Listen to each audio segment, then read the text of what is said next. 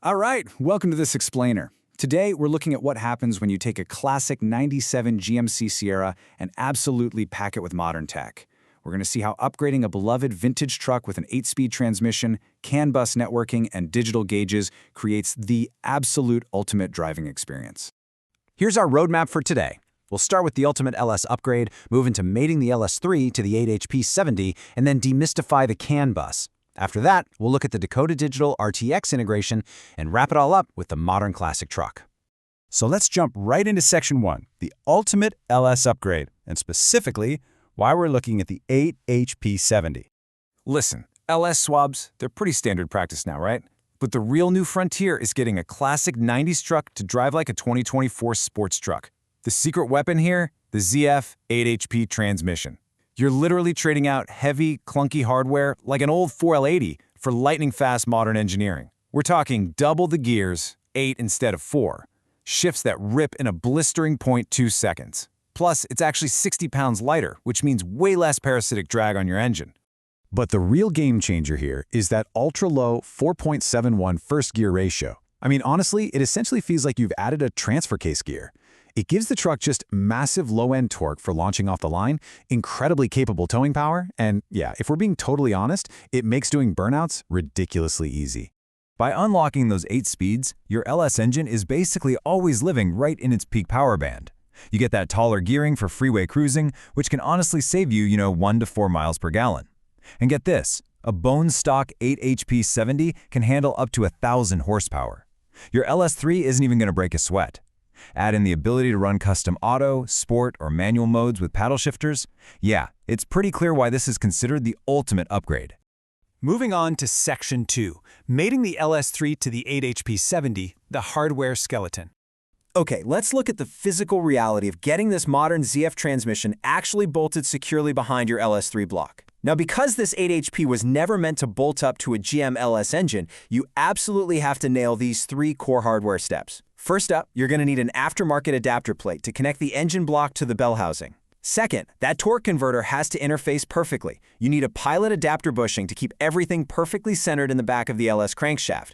If you're off by even a little bit, you're looking at severe vibrations or even worse, broken pump gears. And finally, since the 8HP case is a bit taller and wider than those old-school automatics, you'll likely have to cut, raise, and reinforce a section of your GMT 400 transmission tunnel just to get it to clear. Now, before we move on from the hardware side of things, here's a really crucial pro tip. You know that old myth about lifetime fluid?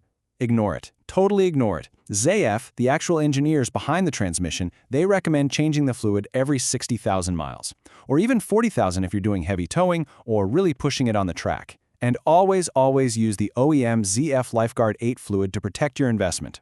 Pouring the wrong fluid in there will absolutely cause some massive shifting headaches down the road. All right, Section 3, demystifying the CAN bus, the brain and nerves. So let's talk about the electronic wizardry that gets the engine, transmission, and gauges all talking to each other.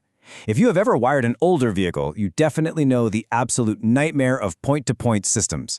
Literally every single sensor needed its own dedicated wire running back to its own specific gauge or computer. You just end up with this massive, heavy spaghetti bowl of wiring stuffed under your dash. It's the worst. Well, the Controller Area Network, or CAN bus, was developed by Bosch to solve exactly that problem. The easiest way to think about it, it's basically a modern, high-speed group chat for your truck. Every computer on the network, like your MaxEQ engine controller and your standalone transmission controller, sees every single message instantly over a shared pathway. They just grab the specific data they need from the chat and ignore the rest. And physically, the CAN bus is almost shockingly simple. It's really just a single pair of 22-gauge wires called CAN high and CAN low. They're twisted together like that specifically to prevent electrical interference. But that tiny pair of wires replaces dozens and dozens of individual sensor wires carrying all the vital data for your entire build. So how does this actually play out in our swap? Well, your MaxEQ acts as the central brain. It reads what the LS3 engine is doing and then essentially shouts that data, stuff like throttle position, RPM, temperatures, out over the CAN bus. By setting up your MaxEQ's CAN outputs correctly, your standalone transmission control unit intercepts that exact data. And that is exactly how it knows precisely when to execute those flawless 0.2-second shifts. It's just total digital harmony inside a vintage truck. Which brings us to Section 4. Dakota Digital RTX integration, the face. Okay, so we've got the mechanical hardware and we've got the digital nervous system. But how in the world do we display all this incredible data on a dashboard so it still looks factory original? Enter the Dakota Digital RTX gauges and this brilliant little bridge module called the BIM EFI1. This little guy taps directly into your CAN bus, listens to all that data being broadcast by the MaxIQ, and then translates it into a language your beautiful new Dakota Digital gauges can actually understand. And because of that bridge module, the physical installation is incredibly clean. Seriously, you don't need to run individual analog senders for your coolant temp or oil pressure all over the engine bay. No drilling, no tapping holes. Instead, you literally just plug this single power and data cable from the BIM module directly into your gauge's control box. One single cable delivers the whole shebang.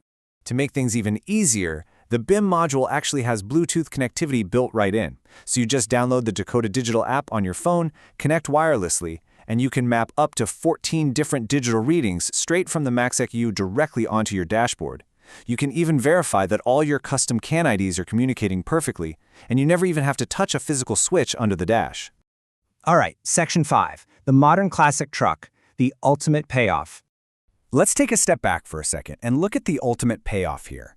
By synthesizing all these systems, bridging the analog legacy of that GMT 400 chassis with the digital future of the Max ECU, plus the mechanical superiority of the 8HP70, you've basically created a masterpiece. You're unlocking horsepower that used to just get lost turning old, heavy drivetrains. You gain instant street cred at the car shows, for sure, but more importantly, you get a classic truck that drives, shifts, and monitors its vitals exactly like a brand new high-end sports truck. So you now have the exact roadmap to ditch that messy spaghetti wiring and those clunky, sluggish automatics of the past. The technology is here, it's proven, and honestly, the integration is cleaner than it's ever been. So I have to ask you, are you ready to bring your Restomod fully into the digital age? Thanks so much for joining me on this explainer, and I'll catch you on the next one.